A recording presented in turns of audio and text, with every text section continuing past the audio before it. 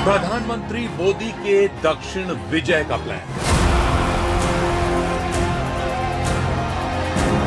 तमिलनाडु में 6 दलों से गठबंधन। आज जहां भी मेरी नजर पहुंच रही है, जैसे मानो केसरिया समंदर। 23 पर बीजेपी, 16 पर लड़ेंगे सहयोगी।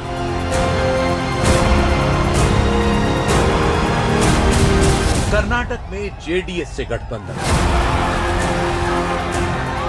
आज भारत के हर गरीब के पास मोदी ने गारंटी। पूरा देश जानता है कि ये मोदी इन गारंटी। 25 पर बीजेपी, 3 पर लड़ेगी जेडीएस। आंध्र प्रदेश में 2 दलों से गठबंधन। अब की बार पूरा देश कह रहा है, अब की बार 6 पर बीजेपी, 17 पर टीडीपी और 2 पर जनसेना।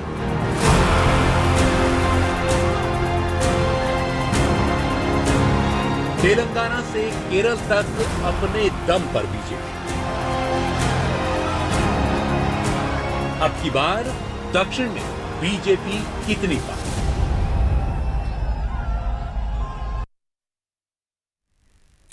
तो बड़ा सवाल यही है कि दक्षिण भारत में अब की बार बीजेपी की कितनी सीटें आएंगी। नमस्कार, मैं हूं नगमा। दक्षिण भारत में लोकसभा की 129 सीटें हैं, जिनमें से बीजेपी ने पिछली बार 29 सीटें जीती थीं और अब चुनौती उन 29 सीटों को कायम रखने की और विपक्ष से 100 में ज्यादातर सीटों को छीनने की है। इसके लिए प्रधानमंत्री नरेंद्र मोदी ने नए साल के 80 दिनों में 23 दिन दक्षिण भारत में गुजारे हैं, यानी कि हर चौथा दिन दक्षिण भारत में वो रहते हैं। इसमें भी तमिलनाडु में सेंगोल से लेकर तमिल संगम तक पर प्रधानमंत्री मोदी का जोर चुनावों के लिए एक निवेश हो सकता है। सबकी नज़र तमिलनाडु की 39 सीटों पर है, जहां पर बीजेपी ने 6 दलों से गठबंधन किया है। बीजेपी वहां पर 23 सीटों पर लड़ रही है और उसने आज 9 उम्मीदवारों की घोषणा की है, जिनमें पूर्व गवर्नर तमिलिसाई, केंद्रीय मंत्री मुरुगन और प्रदेश अध्यक्ष अन्नामलाई चुनाव लड़ रहे हैं। जहां भी मेरी नजर पहुंच रही है, लोग ही लोग नजर आ रहे हैं। ऐसा लग रहा है जैसे मानो केसरिया समंदर। तमिलनाडु के कोयंबटूर में प्रधानमंत्री नरेंद्र मोदी का ये रोड शो और उसमें उमड़ी भीड़ बीजेपी के हौसले को बढ़ा रही होगी। आखिर बीजेपी ने 400 पार का जो सपना एनडीए के लिए देखा है, उसमें 39 सीटों वाले तमिलनाडु का साथ नहीं मिला तो लक्ष्य मुश्किल हो सकता है। अब तमिलनाडु ये डिसाइड कर चुका है कि 19 अप्रैल को एक वोट बीजेपी को जाएगा, एनडीए को जाएगा। अब तमिलनाडु ये डिसाइड कर चुका है, अब की बार 400 पार। अब की बार 400 तमिलनाडु में बीजेपी इस वक्त चुनावी लिहाज से 0 सन्नाटा है, लेकिन प्रधानमंत्री मोदी ने इस लोकसभा चुनाव में तमिलनाडु पर सबसे ज्यादा जोर दिया है। 2024 का आगाज ही दक्षिण भारतीय राज्यों में प्रधानमंत्री मोदी के दौरे से शुरू हुआ। अभी 5 दिन दक्षिण भारत दौरे पर प्रधानमंत्री आए थे और इसमें तमिलनाडु के कोयंबटूर में उनका रोड शो हुआ, जहां हिंदू धर्म का सवाल उठाकर उन्होंने कांग्रेस और डीएमके को घेरने की कोशिश की।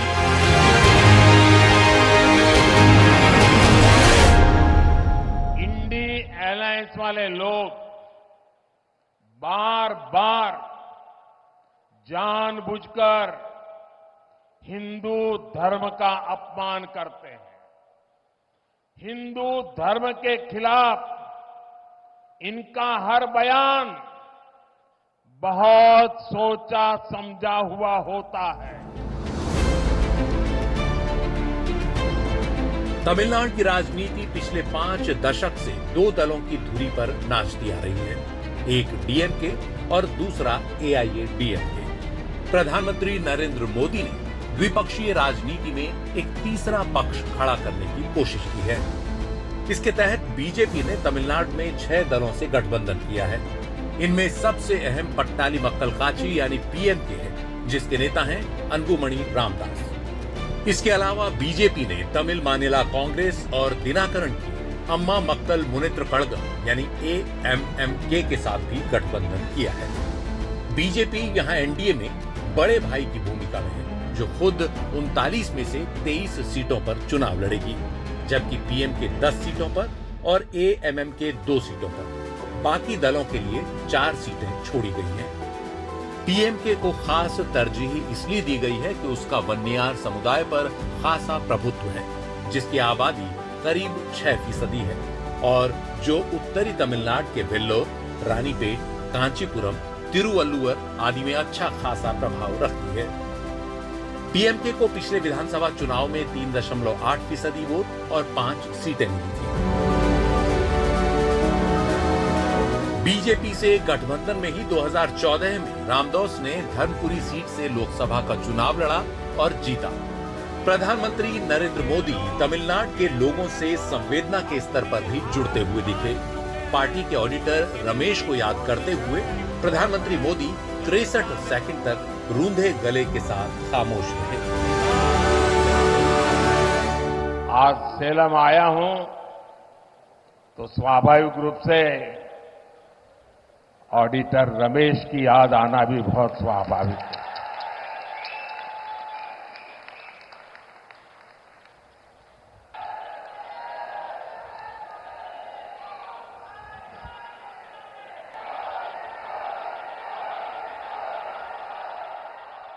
दुर्भाग्य से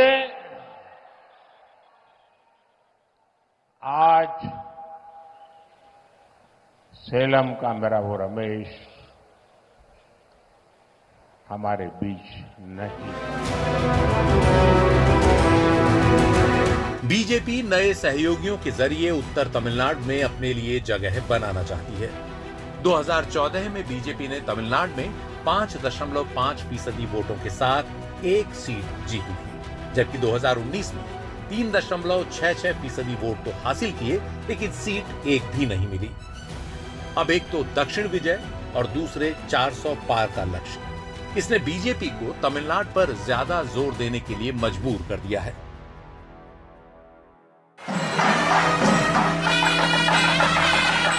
सबसे पुरानी भाषा और संस्कृति वाले तमिल समाज का दिल जीतना इस बार बीजेपी के लिए थोड़ा आसान हो सकता है, क्योंकि प्रधानमंत्री नरेंद्र मोदी लगातार राज्य के दौरे पर हैं। पिछले 5 साल से तमिल और काशी के सांस्कृतिक संबंधों पर उनका पूरा जोर रहा है।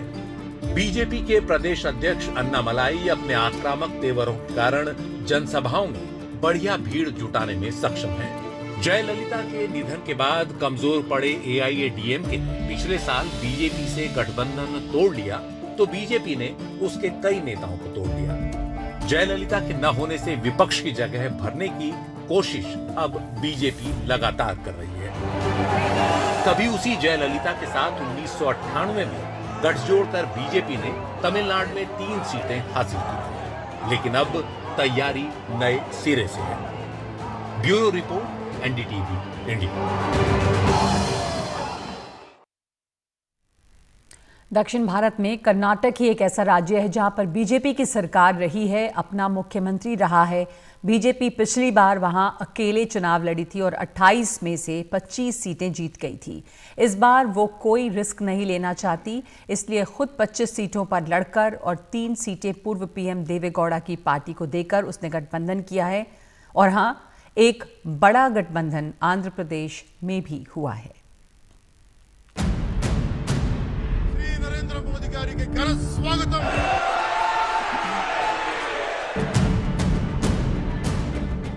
पिछली बार शून्य पर सिमटी बीजेपी इस बार आंध्र प्रदेश में पुराने पार्टनर के साथ नई उम्मीदों के रथ पर सवार है।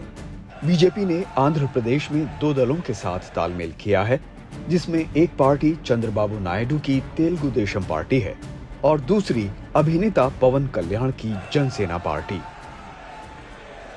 प्रधानमंत्री मोदी को यकीन है कि ये तिकड़ी चुनाव में कमाल करेगी।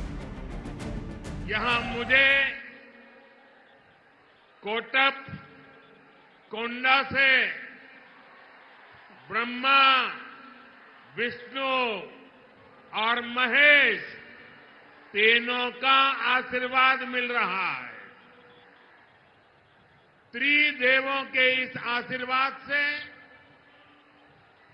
हमारी सरकार के तीसरे कार्यकाल में देश और भी बड़े निर्णय लेगा।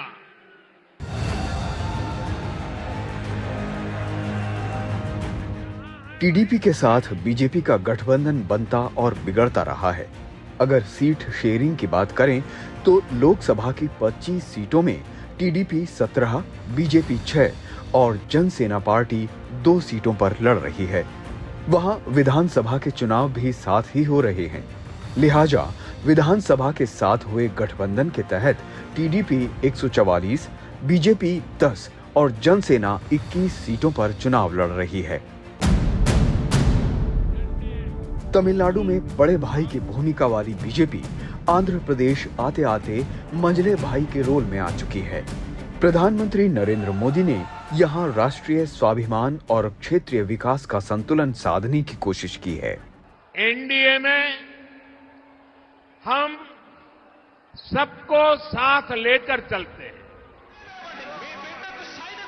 आंध्र प्रदेश में एनडीए के सामने है जगन मोहन रेड्डी की पार्टी, युवजन श्रमिक रायथू कांग्रेस पार्टी यानी YSRCP और कांग्रेस, यानी लड़ाई त्रिकोणीय हो सकती है।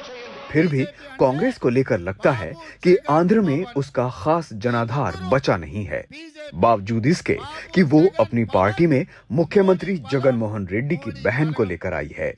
दूसरी तरफ जगन मोहन रेड्डी को यकीन है कि वो सत्ता में लौटेंगे।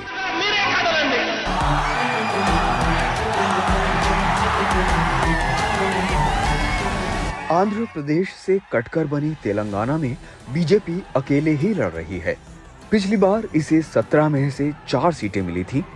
बीजेपी का दावा है कि इस बार वो डबल डिजिट में हो जाएगी। हालांकि यहाँ 2 और अहम दल या गठबंधन मैदान में हैं। ये जरूर है कि कर्नाटक, जो कभी बीजेपी का गढ़ था, वहां भी बीजेपी ने अपनी जीत पक्की करने के लिए जेडीएस से हाथ मिलाया है। पिछली बार बीजेपी कर्नाटक की 28 सीटों में से 25 सीटें जीती थी। इस बार बीजेपी खुद 25 सीटों पर लड़ रही है और पिछली बार 1 सीट जीतने वाली जेडीएस को 3 सीटें दे दी हैं। हमें कर्नाटका को कृषि और इंडस्ट्री का बड़ा हब बनाना है और ये सिर्फ वादा नहीं है, ये मोदी की गारंटी है।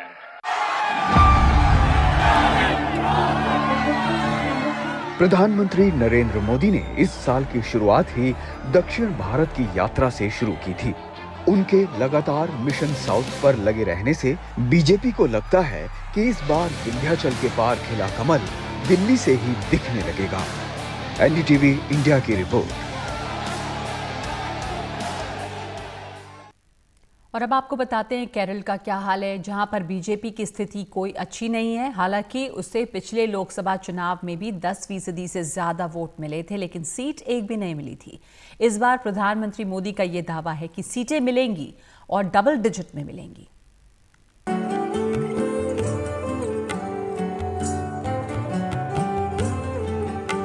इस साल की शुरुआत में प्रधानमंत्री नरेंद्र मोदी जब लक्षद्वीप पहुंचे थे तो उससे पहले वो केरल भी गए थे।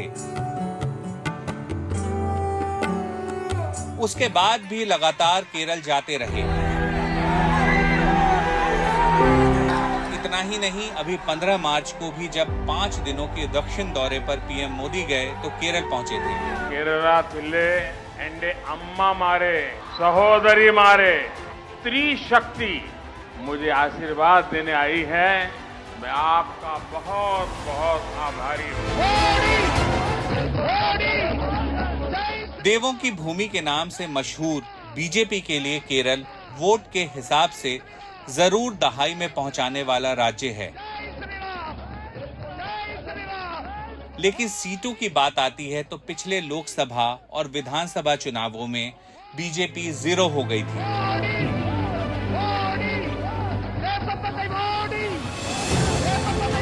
– 2019 के लोकसभा चुनाव में बीजेपी को केरल में वोट तो 12% मिले थे, लेकिन सीट एक भी नहीं मिली।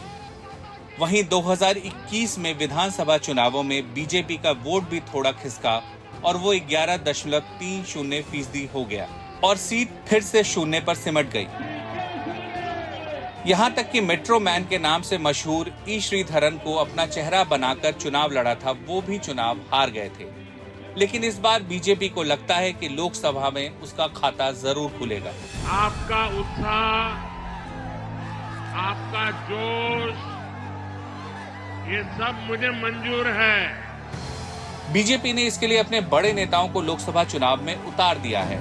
इनमें केंद्रीय मंत्री राजीव चंद्रशेखर, विदेश राज्य मंत्री वी मुरलीधरन और अभिनेता से नेता बने सुरेश गोपी शामिल हैं।